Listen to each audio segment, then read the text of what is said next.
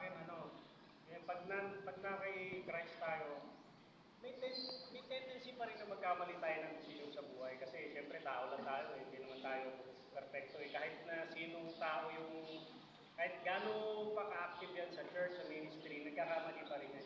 Pero, ang pinagkaiba kasi ng tao na mayroong isip sa buhay, alam niya kung saan siya pupunta. Pag nagkamali siya, alam niya kung saan siya pupunta, sino lalapitan niya. Hindi yung, ako kaya ko nang gawin to, kaya ko nang gawin lahat. So meron tayong Diyos na pwede natin lapitan, na alam natin na papatawaran tayo kung nagkasala man tayo, hindi na tayo tao. Kailangan natin kalakasan. Kailangan lang natin matutunan din na mag-pray, diba? Matuto tayo lumapit sa Kanya. Kasi siya naman ang nakakalam ng lahat. Sabi nga maganda yung plano natin sa buhay natin, pero mas maganda yung plano ng Diyos sa buhay natin. Ayun, so yun lamang.